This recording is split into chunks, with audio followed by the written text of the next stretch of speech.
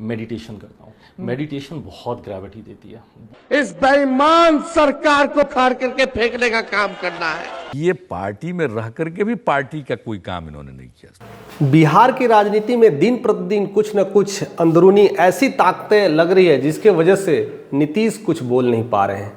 अक्सर देखा जाता था नीतीश के कैरियर में ऐसा कभी नहीं हुआ था। वो हमेशा जब चाहते थे कब किसी को ट्रांसफ़र कर देते थे, कब किसी को इधर भेज देते थे, कभी अपनी पार्टी को इधर से उधर कर देते थे। जब चाहते थे तो वो शपथ ग्रहण ले लेते थे, जब चाहते थे पार्टी को तोड़ देते थे, जब चाहते थे जिससे मिल लेते थे। लेकिन इधर जैसे ही महाराष्ट्र का इलेक्शन हुआ है उसके बाद बिहार की हालत एकदम शिंदे जैसा हो गया है।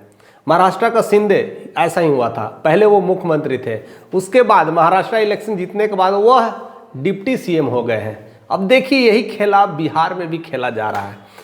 अब जेडीयू के ही करता कहिए, बीजेपी के कहिए, दिलीप जायसवाल कहते हैं विरासत लेकर के, चांदी का चम्मच लेकर के मुंह सीएम बनाने के लिए। उनके भाषण सुनिएगा, उसमें बार बार नीतीश कुमार को डिप्टी सीएम कहते हैं।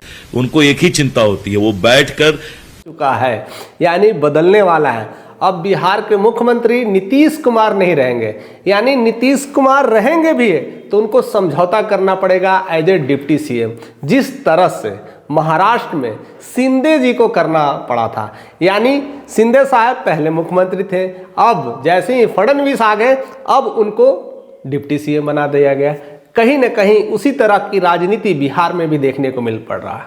और सबसे बड़ी बात है जो कहीं ना कहीं अगर केंद्र सरकार को अगर डर लगती थी कि उनका एक पाया कहीं ना कहीं नीतीश के कब्जे में है, तो बड़ा मजेदार खेल हो रहा है।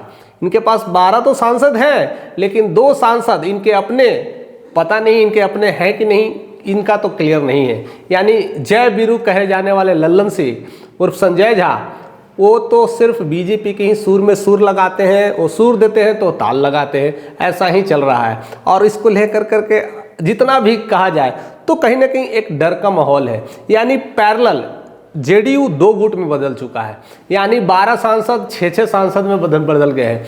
जय बीरू ने अपने तरफ ले लिया, सॉरी जय बीरू तो अच्छा नहीं लग रहा कहना, लेकिन लल्लन सिंह और संजय झा कह देते हैं, वो उनके साथ कुछ पार्टियां मिल चुकी है और कुछ नीतीश के साथ है। अब नीतीश के दिमाग में चल रहा है मेरे साथ है भी कि नहीं है, इसके वजह से वो अपने ज़्यादातर विधायकों की मीटिंग नहीं कर पा रहे हैं और सांसदों की मीटिंग नहीं कर पा रहे हैं। नहीं तो अक्सर कभी भी कोई समस्या आता था तुरंत पार्टी ऑफिस में मीटिंग शुरू हो जाता था, किसको कहाँ क्या करना है, उलटफेर करना है, तुरंत हो जाता था फैसला। और हमेशा हर महीने में दिल्ली यात्रा में वो लगे रहते थे। 2 दिन दिल्ली यात्रा, फिर 1 महीने में दिल्ली यात्रा। लगता था कि उनका ऐसे ही आना जाना चलता था और यही खेला चलता था। अब देखिए जैसे ही मोदी से हाथ मिलाए, अभी तो लगता नहीं है कि उनका हाथ अब किधर जा रहा है। जैसे ऐसा होता है ना, जब से कोई हाथ एक होता मिलाता है तो ऐसे मिलाया जाता है। अब उनको लगता है हाथ मिला कर कोई खींच रहा है। अब उन्हें समझ में नहीं आ रहा कि हम करें तो क्या करें। अब वो पूरी तरह से ऐसे जाल में फंस चुके हैं कि अपनी ही पार्टियों की मीटिंग तक नहीं रख पा रहे हैं। यानी पूरी तरह से देखा जाए तो नीतीश कुमार अब डर गए हैं और उसका परिणाम यह हुआ कि वो अपने बेटे को एंट्री कर रहे हैं। यानी नीतीश कुमार अब निशांत कुमार को अपनी पॉलिटिक्स में ला रहे हैं। कहीं ना कहीं अपनी पार्टियों से कोई समझौता नहीं, कोई बातचीत नहीं हो रही है और पैरेलली वो अपना काम भी कर रहे हैं। ऐसा नहीं है कि वो काम छोड़ दिए, काम कर रहे हैं, लेकिन उनके जितने भी सांसद हैं, एमपी हैं, उनसे कोई मतलब नहीं है, कोई रिश्ता ही नहीं है, लगता है कि है कि नहीं, बस वो अपना काम कर रहे हैं और अपने बेटे निशांत को कहीं ना कहीं पार्टी में एंट्री करने की प्लानिंग कर रहे हैं। तो ऐसे में बिहार की स्थिति में तो बहुत कुछ तब्दीलें आ रही है, बहुत कुछ चेंजेस आ रही है और कहीं ना कहीं नीतीश कुमार ऐसा लगता है कि वो चुप बैठने वाले में से नहीं है। ऐसा कई बार हो चुका है, कई सारे अनुभव है, 20 साल का राजनीतिक कैरियर है अगर देखा जाए तो बढ़िया से। अगर ऐसे तो सालों का है, 20 साल तो कम कह सकते हैं, उससे पहले का उनका राजनीतिक कैरियर है। और एक लालू के फैमिली से, आरजेडी के फैमिली से काफ़ी कुछ अच्छी तरह से उनको समझ चुके हैं, बीजेपी को अच्छी तरह से समझते हैं और कांग्रेस के साथ भी समझ चुके हैं कि कैसे कैसे कौन पार्टी, यानी हर पार्टियों का उनका एक निचोड़ नीतीश कुमार के जहन में बसता है।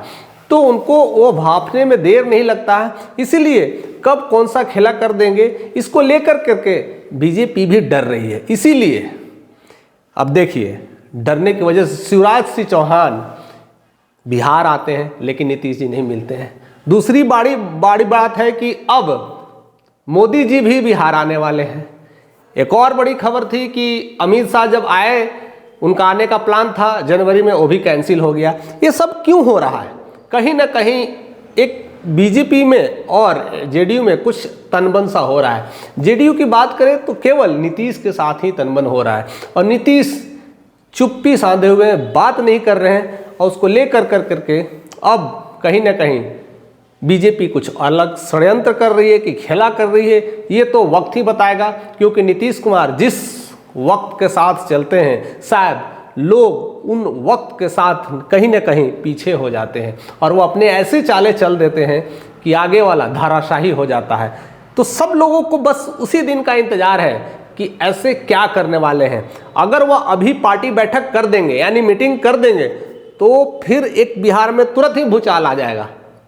जो काम अभी 8 महीने बाद होना है तो अभी से वो ऐसा भूचाल नहीं लाना चाहते, क्योंकि अभी वक्त बचा है तो बहुत कुछ प्लानिंग कर रहे हैं, बहुत कुछ काम कर रहे हैं, लोगों से मिल रहे हैं और अपनी यात्राओं के साथ जुड़े हुए हैं। यानी पॉलिटिकल पार्टी को भी समझ रहे हैं और बिहार की जनता की सरगर्मी को भी समझ रहे हैं और देख रहे हैं कौन कैसे पार्टी बिहार में दबदबा बनाते जा रही है और मेरी लोकप्रियता का क्या हाल है।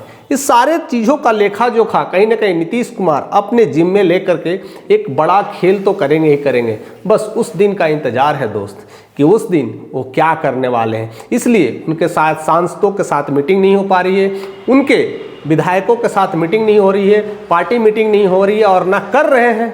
ऐसा तो पहले देखा गया था कि बीमार कहे जाते थे, अब वो बीमार नहीं है, पूरी तरह से स्वस्थ हैं। अगर स्वस्थ नहीं होते तो पार्टी मीटिंग नहीं करते। ये सब तमाम चीज़ हो रहा है, उसको लेकर के कहीं ना कहीं नीतीश को लेकर के कई लोग मन में डाउट रख रहे हैं कि ये बंदा करना क्या चाहता है, आखिर इसके दिमाग में चल क्या रहा है। हर कोई यही सोच में लगा हुआ है। कुछ लोग ऐसा भी सोच रहे हैं ओपोनेंट वाले, इनका हाल तो शिंदे वाला होना है। जिस तरह से दिलीप जायसवाल ने कह दिया है, बाकी भी पार्टियां भी यही कह रही है।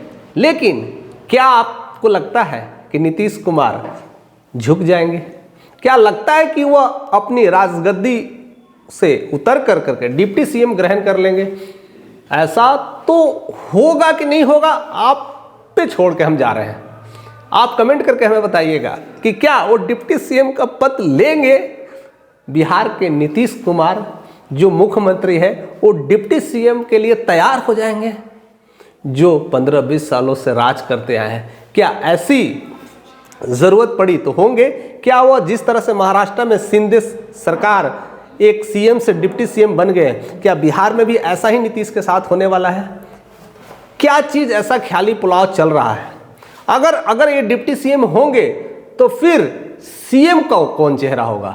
ये सब कयास अभी लगाए जा रहे हैं, बहुत सारे अनुमान भी लगाए जा रहे हैं। अभी क्लैरिटी नहीं मिल रही है और कोई बता नहीं रहा है, लेकिन हर कोई के मन में अपने अपने विचार आ रहे हैं। कोई कुछ और कह रहा है, कोई कुछ और कर रहा है। इतने सारे लोग हैं, इतने सारे पार्टी में वरिष्ठ नेता है, सब कोई एक दूसरे का नाम लेकर के रिवील करते जा रहे हैं। वो सब कुछ मैं आप पे छोड़ के जाता हूं, बट बहुत जल्द मैं आऊंगा इस सारे वीडियोस का निचोड़ लेकर के, क्योंकि फैसला तो होना है। नीतीश तो चुप रहेंगे नहीं, एक न एक दिन बोलेंगे और जब बोलेंगे उस दिन भूचाल होगा और बिहार में राजनीति में एक नया संग्राम होगा और उस दिन पता चलेगा कि बिहार का सीएम कौन होगा।